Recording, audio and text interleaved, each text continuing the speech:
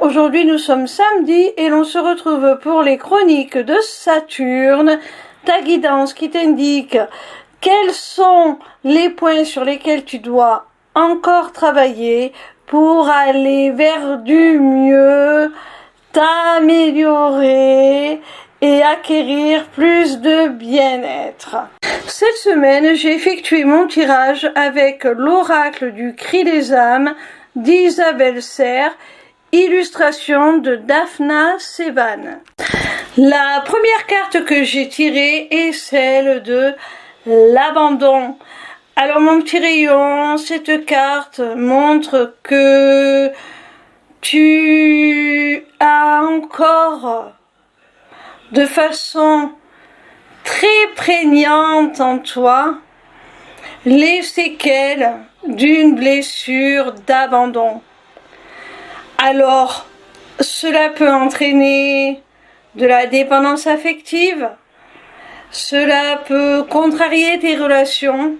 C'est quelque chose qu'il faut vraiment traiter, qu'il faut vraiment gérer au mieux pour pouvoir améliorer ses relations, notamment sentimentales, mais aussi tout autre type de relations, afin d'être beaucoup plus en harmonie avec les autres et ne pas finir par les oppresser, les étouffer par notre peur d'être abandonné et notre besoin que l'on nous montre toujours des preuves d'attention, des preuves d'affection, que l'on soit constamment présent à nos côtés.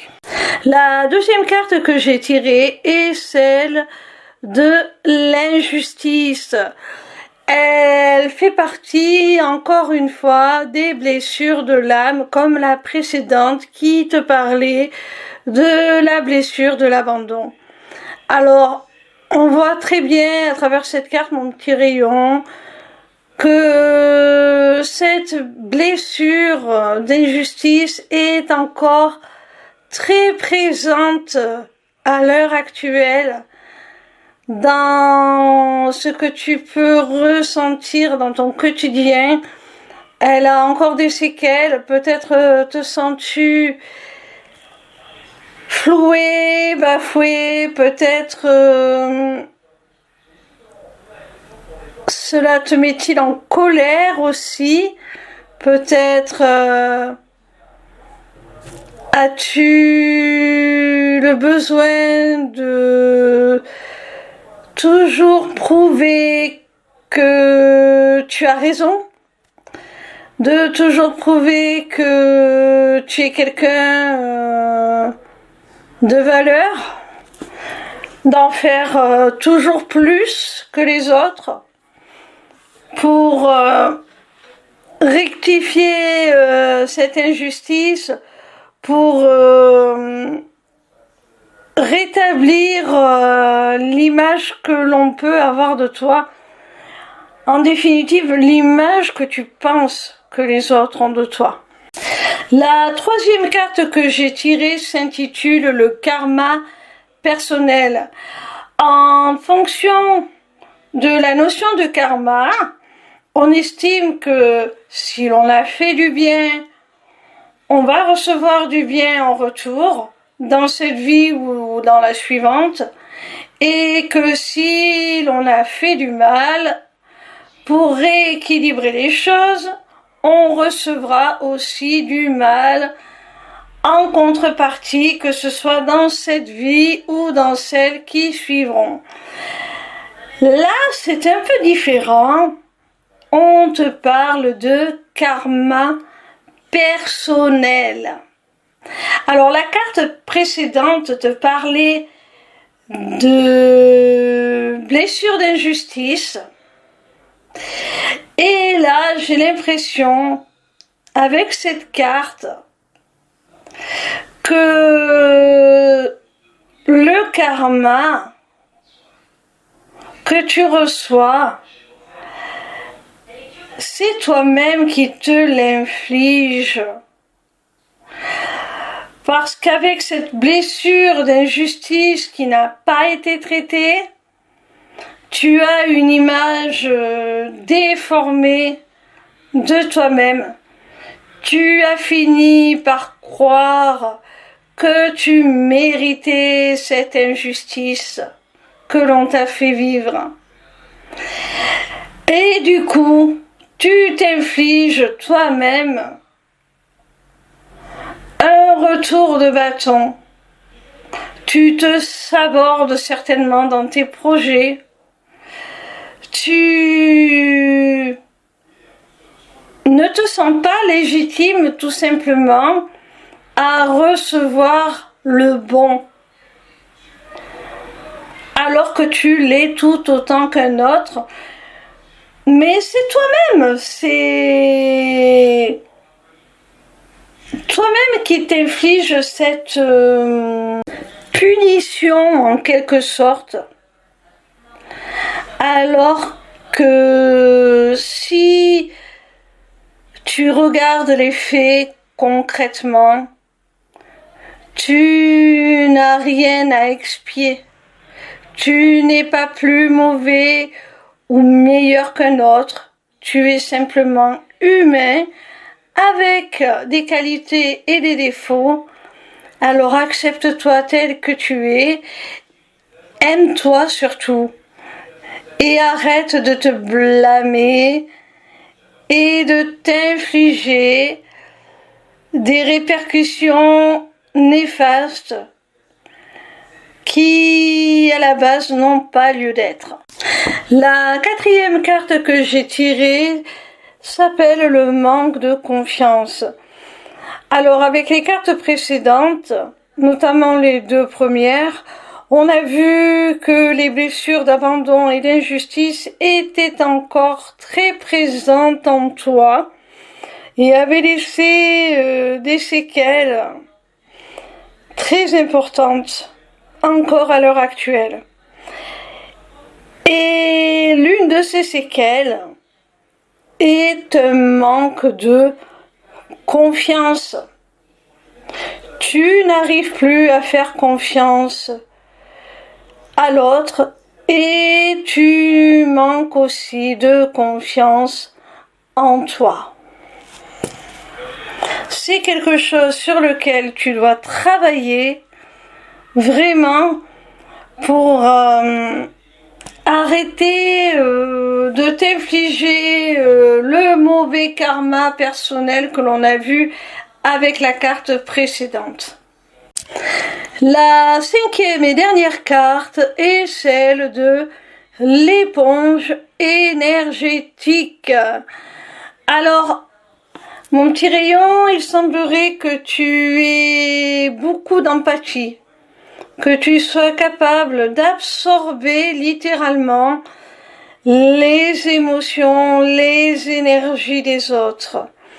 Alors quand tu es entouré de personnes saines, qui sont bien dans leur peau, tout va bien.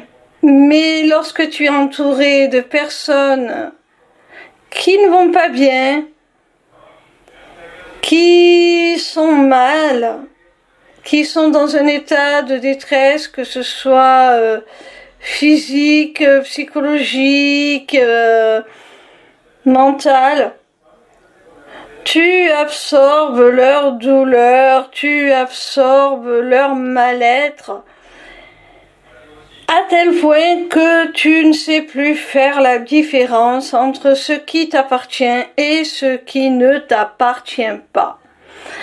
Alors, je vais te donner 2 conseils, mon petit rayon, dans ce cas-là.